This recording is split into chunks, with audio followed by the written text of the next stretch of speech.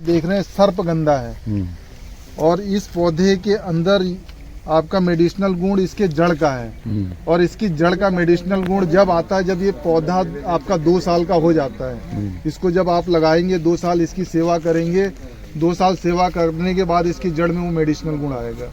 उससे पहले उखाड़ेंगे तो आपका कुछ नहीं मिलेगा उसमें। और वो मेडिसिनल गुण इसमें यह है कि आपका ये हाई बीपी और मानसिक रोगों में जो दिमाग से थोड़ा सा मेंटल टाइप के हो जाते हैं उनके लिए इसकी जड़ काम आती है। और इस पौधे में जो फूल आता है वो सर्प को भगाता है या सर्प विष में काम करता है इसका फूल और जड़, इसीलिए इस पौधे को सर्पगंधा बोला गया है। बस उसी का नंबर अब आके आपको मिलेगा आगे। अगर जल्द करौदे को अचार में भी यूज किया जाता है। अगर करौदे का इस्तेमाल आप कर रहे हैं तो ये पेट में कीड़े नहीं पैदा होने देता है।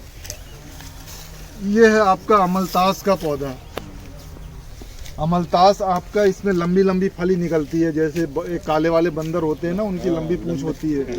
हाँ, तो वैसी इसकी फली आती है।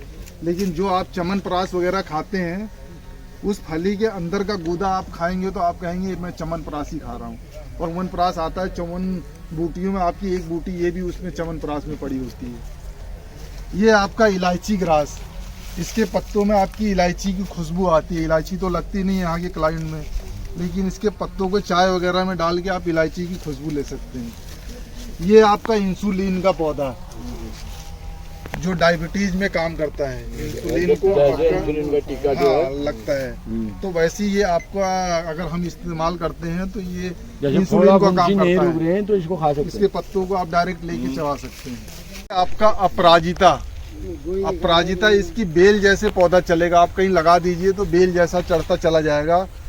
और ये भी सिर दर्द में, मतलब कहते हैं कि मेरे आधे सिर में दर्द हो रहा आधे में नहीं हो रहा है, अधकपारी जो कहते हैं। हाँ, तो उसमें क्या करते हैं कि आप अगर ये इसका पौधा लगा हुआ तो आप इसके पत्ते जो फूल आता है उस फूल को चाय जैसा उबाल के उसकी चाय बना के लीजिए तो उस अधकपारी में काम करता है। अब वैसा नहीं कर, अगर बराबर सिर में दर्द रह रहा है तो इसकी जड़ उखाड़िए और जड़ को उखाड़ के शरीर में या गले में कहीं भी उसकी थोड़ी सी टुकड़े को बांध लीजिए तो वो कभी आपके सर में दर्द नहीं होने देगा। क्या नाम था इसका? अपराजिता। ये है देखिए आपका अडूसा। ये भी पौधा आपका बहुत मिलेगा रोडों के किनारे, सड़कों के किनारे, जंगलों में। इसको अडूसा भी कहते हैं, बासा भी बोलते हैं। और ये भी खांसी और श्वास रोग के लिए रामबाण दवा है। और कई जगह तो जहाँ केलों की बागान की खेती होती है तो वहाँ लोग इसके पत्तों को केलों को पकाने के लिए यूज करते हैं। इसके पत्तों के अंदर इतनी गर्माहट होती है तो इसलिए जब आदमी को खांसी होती है तो अगर इसके 5-6 पत्ते पानी में उबाल के काढ़ा बना के अगर धीरे धीरे लेता है तो हफ्ते भर के अंदर कैसी भी खांसी हो आपको उसको खत्म कर देता है।